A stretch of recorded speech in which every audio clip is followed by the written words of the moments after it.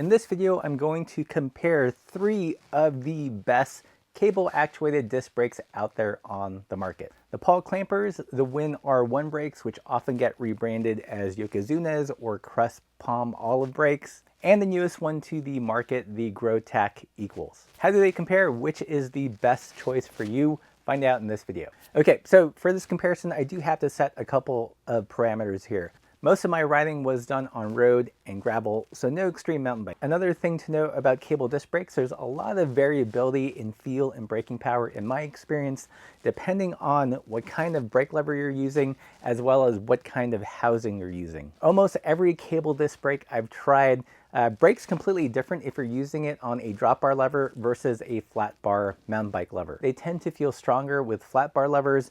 I don't know if that's because the lever itself is stiffer or if it has something to do with leverage and mechanical advantage. But to me, running the same brake with different brake levers does change the feel. So with that said, the Paul Klampers, I've tried both with flat bars and with drop bars. The June R1s, which are a hydraulic but cable actuated disc brake, I've only tried with drop bars. And the GROWTACs, I've only tried with flat bars.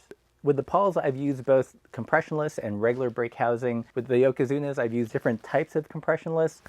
And with the GROWTAC Equals, I've only used the compressionless housing that came with the bike build. I'm going to give you my thoughts on 3 aspects of the brakes. First is power. How quickly do they stop?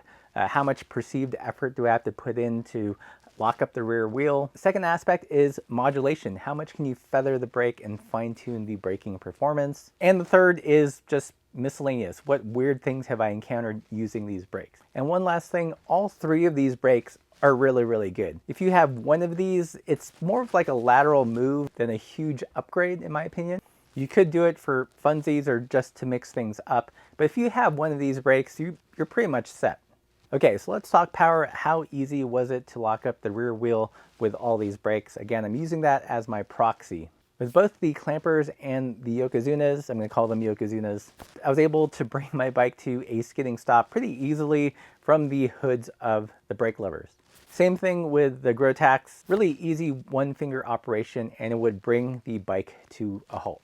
If I were to rank them, again, they were all really close. I would say the GROWTAC Equals probably needed the least amount of perceived force to bring the bike to a stop. And then that was followed by the Paul Klampers and then the Yokozunas. So again, we're talking equal Klampers, Yokozunas, so fairly close. Okay, so let's talk about feel and modulation, because I'm sure someone has already typed, it's not about the sheer braking force, but how the power is applied. Well, to you, dear commenter, this section's for you. Generally speaking, cable mechanical disc brakes do tend to feel a little bit on-off.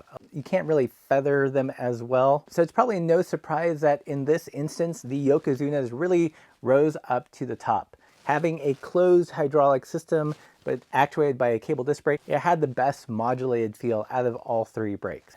I will put a little asterisk and say that in order for these brakes to work their best, you do have to use a fairly stiff compressionless housing. I'll get into that a little bit more in my miscellaneous notes section of this video. Second, in terms of modulation, in my opinion, is the GROWTACs. But there's an asterisk here, because although it feels like you can modulate it, that window of feathering is really, really small. There are a couple of engineer types in our Discord that did a big nerdy dive into the mechanics of the GROWTAC Equals. And in nerd speak, as you depress the lever or as the cable wears, it greatly increases in mechanical advantage. So you go from a little braking to a little bit of feathering and then full hard stop.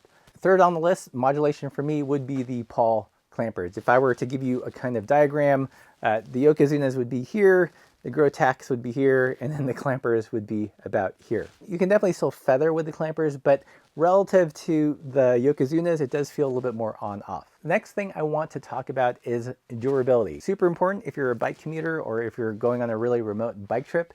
You definitely want your brakes to not fail on you. I've probably had the Yokozunas and the Pauls the longest. I have been riding with the GROWTACs the last couple months. Nothing super extreme, so it's really hard to say at this point. But so far, to me, here the Pauls are the clear winner.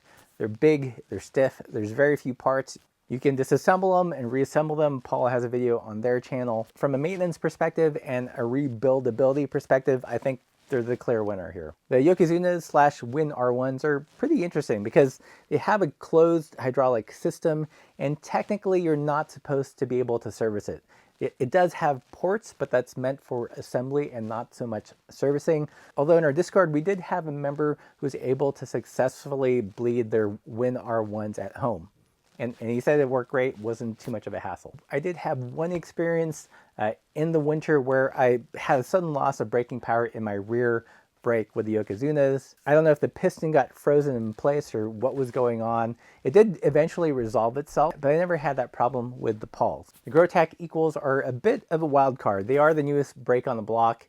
And what's interesting about it is that it's kind of the complete opposite of Paul's design philosophy, where it's big and stiff. GROWTAC Equals in comparison are very dainty looking. For me, the jury is still out on the GROWTACs in terms of durability. It is nice that it doesn't have any hydraulics to worry about, but that said, it is kind of bonkers that for such a small caliper it has so much braking power.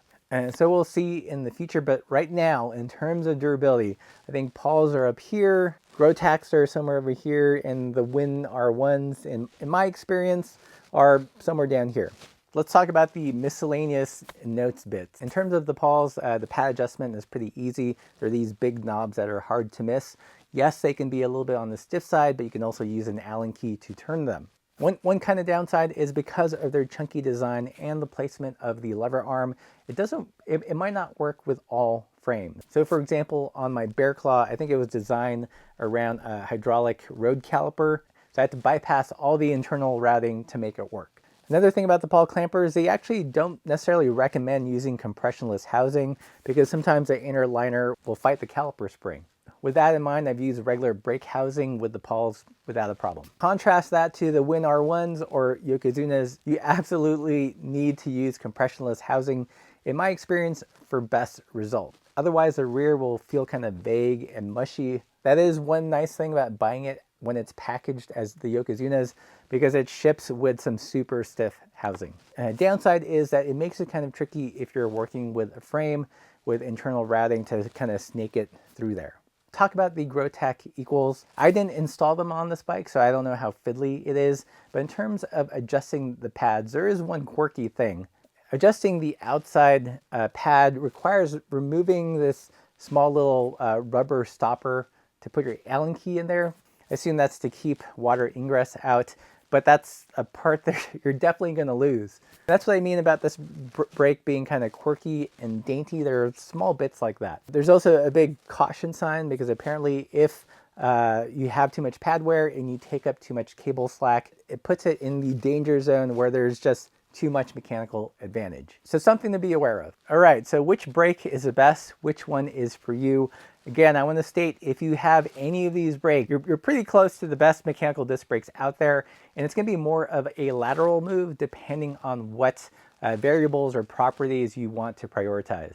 If you want the most bomb-proof, easy to maintain cable disc brake out there, then Paul clampers, no-brainer. If you want the most hydro-feeling cable actuated disc brake out there, don't mind the fiddliness of having to run really stiff compressionless housing, then the Win R1 slash Yokozuna slash palm olive oil brakes are for you. If you want the most gross stopping power, gross as in a lot of, not gross as in like gross, that also comes in anodized colors and are a little bit less than Paul's, then the GROWTAC Equals are for you. I do want to make one more note. I have purchased the Pauls at full retail. I've also purchased the Yokozunas at full retail. They're good brakes. GROWTACs weren't available when I was testing them, but I consider buying them as well. They're all great brakes. Again, it really depends on what attribute you really obsess over. If you enjoyed this video and found it helpful in kind of deciding which brake is for you, then please consider supporting the channel by joining us on Patreon or buying a pin, sticker, and patch, because I'm just a humble sticker salesman. As always, keep the supple side down.